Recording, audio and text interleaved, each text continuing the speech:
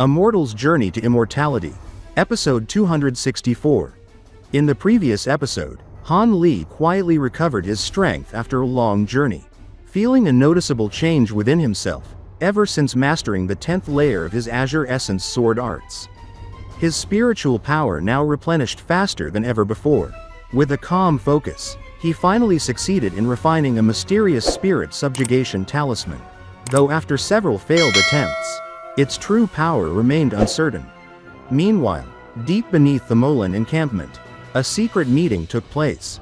The three divine sages of the Moulan tribes and their uneasy allies from the Devil Dao of the Jin Empire plotted their grand assault against the cultivators of the Heavenly South. Each side sought to use the other.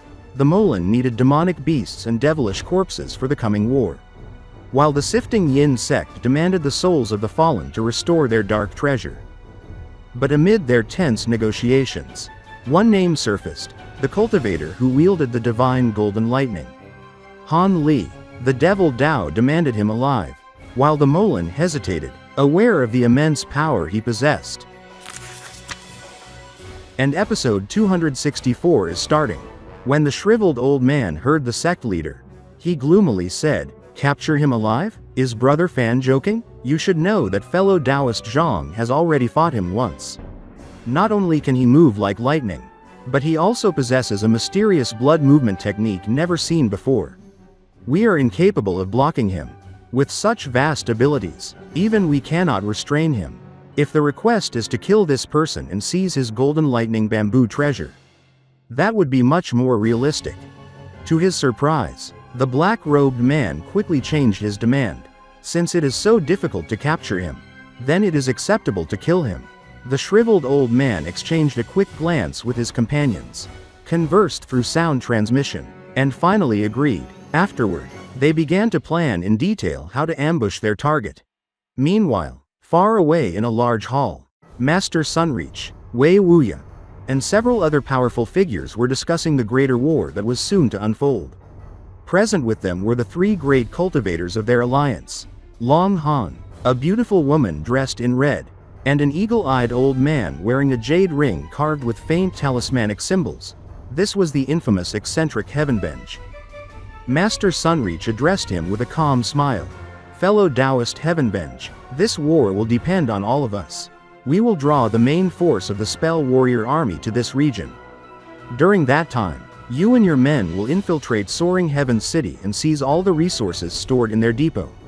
Even if the Moulan use them before the battle, if the war drags on, they will crumble without spirit stones or supplies."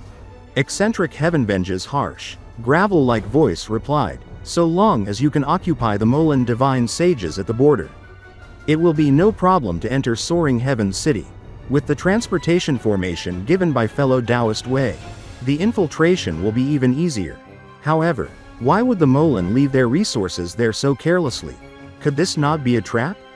Devil Concord, sitting silently until now, responded evenly, "Please rest assured, our spies report that although the Moulan have occupied the states of Feng Yuan and Yi, they have no reliable sources of resources. Before our retreat, we destroyed their spirit stone mines and material forges. The Moulan mortals have tried to repair them, but they've had little success. For now, they rely on a pooled reserve of spirit stones gathered from each tribe, all stored in a secret vault guarded by a powerful grand restriction and several sages. They are confident that the defenses are unbreakable, but that very confidence is what gives us our chance." Wei Wuya gave a cold smile. "Indeed, what they do not know is that one of those guarding sages is actually our own spy. When the time comes, he will deactivate the restriction. Once that happens, fellow Taoist Heavenvenge, you and your people will have free access to the entire depot. The Moulan will be caught completely off guard." The eccentric old man narrowed his sharp eyes and said, "You all sound very sure of yourselves. But tell me, what will I receive in return?" Long Han answered with a pleasant smile. "Once this war concludes, our four great powers will grant you a stretch of land within the state of Shu. You will be free to establish your own sect there, and we will not interfere. From that day onward, you will be recognized as a sect founder." Satisfied, Heavenvenge replied, "Good, since you seem so confident, I will make preparations immediately." Tomorrow, my companions and I will infiltrate the state of Shu. He stood, bowed slightly, and departed without another word. After his departure, Devil Concord frowned slightly. That Eccentric stands a good chance of succeeding. The cultivators he has gathered are all vagrants. Yet each one possesses remarkable power. If the Moulan are caught unaware, there is little reason for failure. Long Han nodded. True, so long as we occupy the Moulan divine sages, Heavenvenge should complete his mission. But it is surprising that at his age he still wishes to found a sect. And to unite so many wandering cultivators into one faction. Truly unexpected. Master Sunreach replied with a thoughtful tone. Perhaps not. He has been in the mid-nascent soul stage for over 300 years. Having failed to break through to the late stage, he has likely accepted his limits. Founding a sect brings another kind of immortality, fame and honor. Still, his appearance here is timely. Reinforcements like him are most welcome. Then he turned serious. But even with his infiltration mission underway, we cannot afford carelessness. If we lose the initial battle, no amount of stolen resources will save us. He looked to Wei Wuya and asked, Brother Wei, will your 9 nations union be able to counter the Moulan's spirit technique formations? That has always been their greatest weapon. Wei Wuya calmly responded, after so many years of war, we've come to understand their formations as well as they do. Were it not for a few missing techniques, we could create our own. You need not worry, fellow Taoist Sunreach. Master Sunreach nodded with satisfaction before turning toward the dark figure seated across from him. Devil Concord said, Our 6 Devil Tao sects have completed preparations. The controlling spirit sect will deploy its 3 guardian beasts. The Harmonious Bond sect will unleash the dual yin-yang devils. And the Ghost Spirit sect has its myriad souls formation ready. The other sects also have their own secret techniques at the ready. What of your righteous Tao alliance? Have you prepared your killing moves? Master Sunreach replied curtly, We have. Each of our sects has opened their ancestral halls to retrieve ancient treasures of immense power. You will not be disappointed. Devil Concord's tense expression softened. He had already guessed as much. Long Han spoke next, a trace of regret in his tone. Our Heavenly Tao Union is not so well prepared. Some sects have made arrangements, but I know little of the details. The Phoenix Cry sect, however, has brought out several ancient jade talismans. Their power will surely astonish the Moulan, though they will be completely exhausted afterward. Master Sunreach raised a brow. Ancient jade talismans? I did not think the Phoenix Cry sect still possessed such treasures. It seems the Heavenly Tao Alliance will not fall behind either. In that case, our only remaining concern is the mysterious black-robed men and their wagered battle. He hesitated before asking Devil Concord. Those black-robed men used Devil Tao techniques. Are you able to identify which sect they belong to? Devil Concord snorted. Their arts are indeed of the Devil Tao, but none that I recognize. Their techniques are far purer and more ingenious than any of our 6 Devil Tao sects.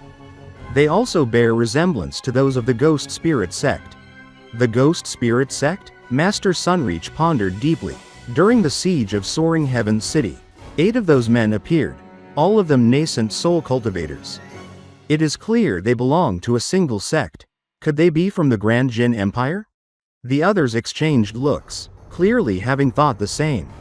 Finally, the red-clothed woman spoke in a cold, confident tone. So what if they are from the Jin Empire? They hide their identities and act from the shadows. It's likely they are only a single branch or a splinter sect.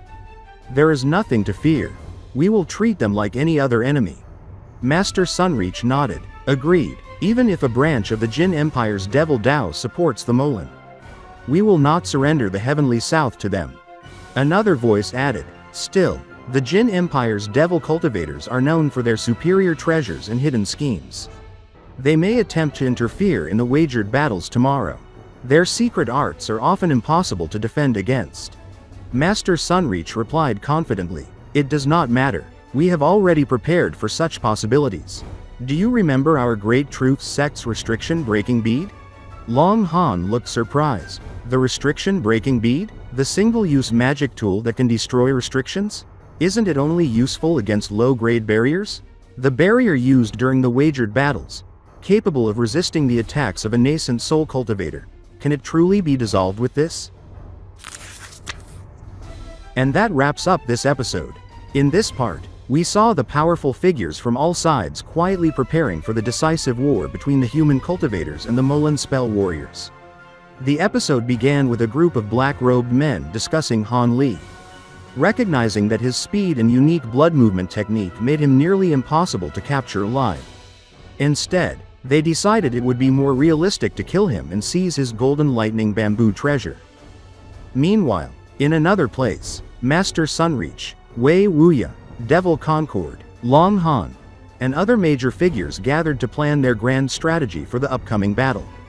To ensure victory, they enlisted the help of Eccentric Heavenvenge, a mysterious and cunning cultivator who agreed to infiltrate Soaring Heaven City and seize the Moulan's hidden reserves of spirit stones and resources. The Alliance believed that, with their spies and secret formations, they could outmaneuver the Moulan and strike at their foundation. However, throughout the discussion, deeper layers of intrigue were revealed, spies placed within the Moulan ranks, the manipulation of ancient restrictions, and the promise of land and power to Eccentric Heavenvenge if he succeeded. It became clear that this conflict was not merely a clash of strength, but a contest of deception, alliances, and hidden motives. At the same time, tension rose as the leaders speculated about the mysterious black-robed cultivators who had appeared alongside the Moulan. Their dark techniques resembled those of the Devil Dao but were purer and far more refined, possibly from the distant and powerful Jin Empire. Despite their uncertainty, the human alliance resolved to confront these enemies head-on, preparing their ancient treasures, guardian beasts, and powerful formations for the coming war. The episode ended on a note of anticipation and unease, with Long Han learning about the Great Truth Sect's restriction-breaking bead, a single-use tool capable of dissolving barriers strong enough to withstand a nascent soul cultivator's attack. With so many factions scheming in the shadows and countless powerful figures preparing their moves, the stage is now set for an intense and unpredictable confrontation. If you enjoyed this episode or found it interesting, don't forget to like the video and subscribe to the channel so you won't miss the latest episodes in Han Li's journey. Thank you for watching, and see you all in the next video.